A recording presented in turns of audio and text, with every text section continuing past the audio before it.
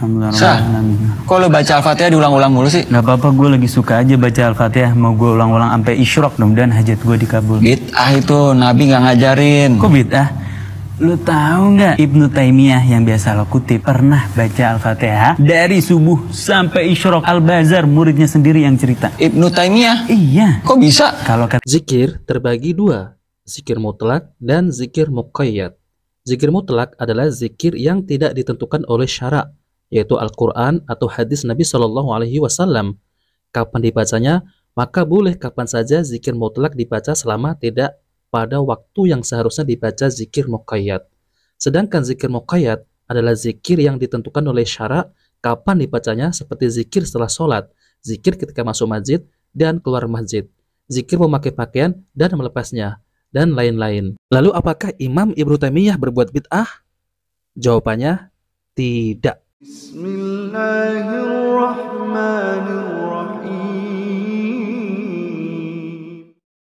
Assalamualaikum warahmatullahi wabarakatuh. Alhamdulillah rabbil alamin. Assalatu wassalamu ala nabiyyina Muhammadin wa ala alihi wa sahbihi ajma'in.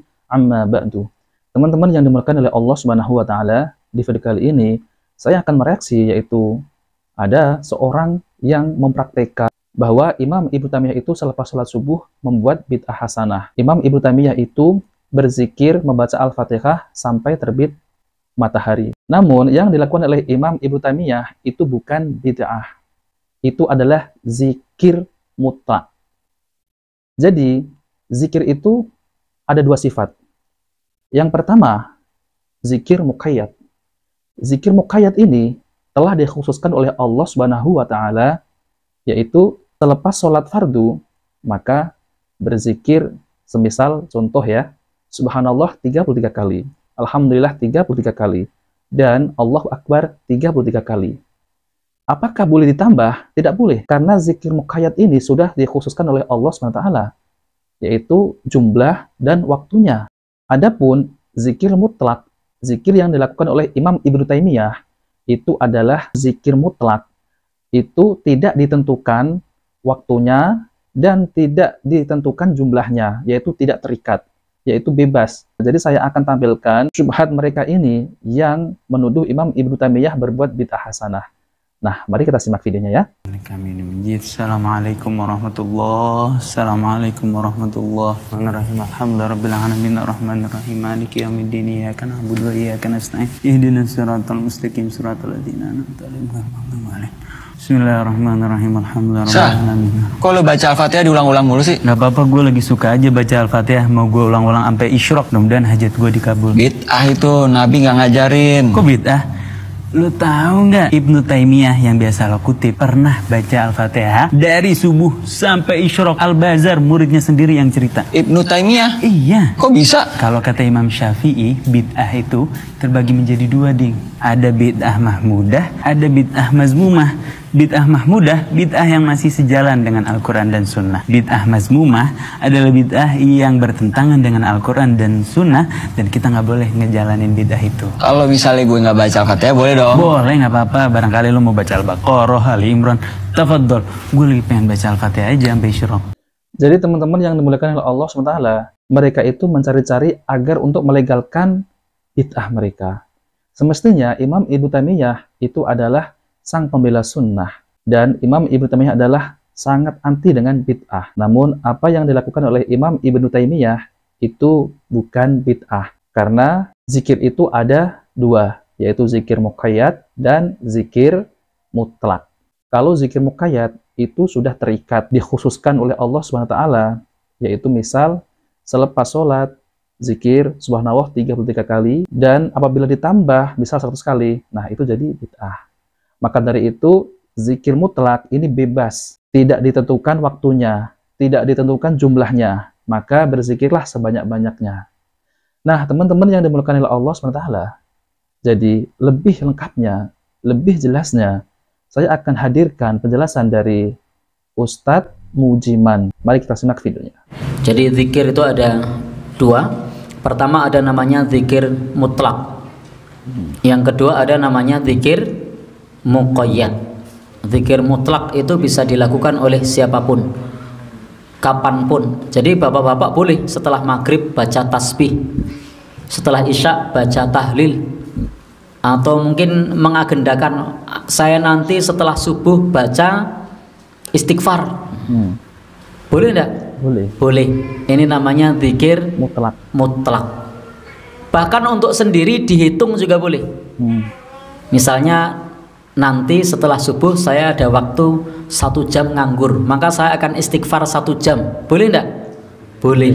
Ini namanya ibadah Mutlak. mutlak.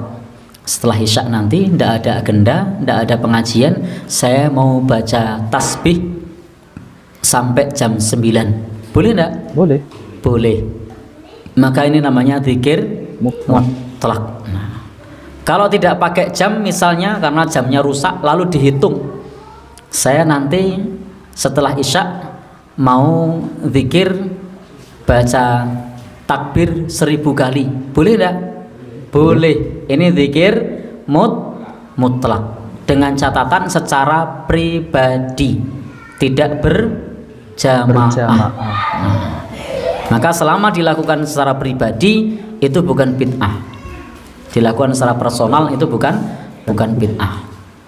Maka ini masuk dalam kategori zikir mutlak. Boleh saja. Apalagi kita yang misalnya dalam masih terapi dari gangguan jin misalnya, saya akan baca ayat-ayat ruqyah 1 jam. Boleh enggak? Boleh. Saya akan baca ayat kursi 100 kali. Boleh enggak? Boleh. Boleh. Tidak masalah. Sesuai dengan kelapangan waktu yang kita miliki. Ini namanya zikir mutlak. Nah, kalau muqayyad itu zikir yang sudah ditentukan oleh Allah. aturan agama. Maka ini namanya zikir muqayyad. Ini tidak boleh diubah. Tidak boleh dan kita tidak boleh membuat zikir muqayyad. Jadi membuat aturan sendiri, tata caranya begini, waktunya begini, lalu disarankan kepada orang-orang begini, itu tidak boleh.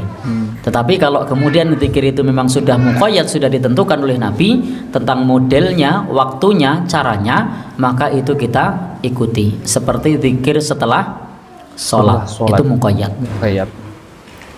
Seperti zikir pada saat tanggal 9 Dzulhijjah, 9, 10, 11, 12, 13. Itu ada takbir di situ. Setiap kali selesai sholat, maka takbir ini namanya takbir muqayyad. Sudah ditentukan waktunya, yakni waktunya mulai dari tanggal 9 selepas subuh sampai tanggal 13 selepas asar. Dan ini sunnah. Adapun mengenai teknis takbir, para ulama berbeda pendapat. Pendapat yang pertama bahwa takbir itu nafsi-nafsi, sebagaimana yang disampaikan oleh para ulama mazhab Hambali misalnya, takbir itu sendiri.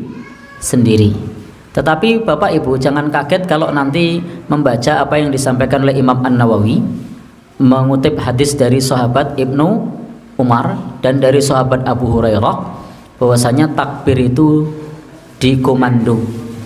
Sehingga takbir itu diperselisihkan oleh para ulama antara dikomando atau sendiri. Nah, dalil yang dikomando sebagaimana yang dikemukakan oleh Imam An-Nawawi dalam kasus sahabat Ibnu Umar dan sahabat Abu Hurairah ketika berada di tengah keramaian, yang ketika mereka bertakbir maka takbirnya diikuti oleh orang-orang. Sementara untuk madhab yang lainnya tadi kita sampaikan takbir tidak perlu dikomando. Maka kalau teman-teman mengikuti pengajian mengatakan takbir tidak dikomando, yaitu tidak keliru. Kalau ada pengajian mengatakan takbir itu dikomando, yaitu tidak salah, karena memang ini bagian dari dinamika perbedaan pandangan para ulama. Maka kita sebagai orang awam tidak perlu engkel-engkelan. Nah, teman-teman yang dimuliakan oleh Allah SWT, jadi itulah penjelasan dari Ustadz Mujiman, yaitu tentang terkait zikir itu ada dua sifat. Yang pertama, zikir muqayyad, yang kedua zikir mutlak. Jadi teman-teman yang dipanggil Allah SWT, yang dilakukan oleh jadi teman-teman yang dimulakan oleh Allah Subhanahu wa taala, yang dilakukan oleh Imam Ibnu Taimiyah itu tidak bid'ah. Dan bahkan Imam Ibnu Taimiyah dituduh membuat bid'ah hasanah oleh orang-orang yang ingin mencari-cari celah untuk mencari-cari kesalahan Imam Ibnu Taimiyah. Ini loh, Imam Ibnu Taimiyah berbuat bid'ah, membagi bid'ah menjadi dua. Nyatanya Imam Ibnu Taimiyah berbuat bid'ah. Selepas sholat subuh, zikir tidak dicontohkan oleh Nabi. Padahal zikir mutlak ini bebas. Zikir mutlak ini tidak ditentukan waktunya, tidak ditentukan jumlahnya, maka dari itu bebas. Mau sebanyak-banyak apapun zikir, boleh. Mau zikir baca sholawat 100 kali, mau zikir baca Allahu Akbar 1000 kali, bebas. Ataupun membaca Al-Quran, khatam, bebas. Namun kalau zikir muqayyad, itu sifatnya adalah terikat, dikhususkan. Yaitu terikat dengan jumlah, kemudian waktu. Dan tidak boleh ditambah. Tidak boleh ditambah, tidak boleh dikurang. Ini namanya zikir muqayyad. Kemudian tentang zikir mutlak ini, asalkan dilakukan sendiri, yaitu tidak dilakukan dengan berjamaah. Ya, zikir mutlak ini, yaitu misal berzikir beratus kali, tapi ini untuk diri sendiri ya, bukan untuk dilakukan berjamaah. Nah, teman-teman yang dimuliakan oleh Allah Subhanahu wa taala, semoga ini bisa dipahami. Dan semoga yang belum mengerti tentang zikir mutlak dan zikir muqayyad, semoga mendapat hidayah oleh Allah Subhanahu wa taala dan bisa membedakan mana zikir muqayyad dan zikir mutlak. Nah, teman-teman yang dimuliakan oleh Allah SWT, jika video ini bermanfaat, jangan lupa like dan subscribe di channel Cahaya Hidayah. Wabillahi taufiq wal hidayah. Wassalamualaikum warahmatullahi wabarakatuh.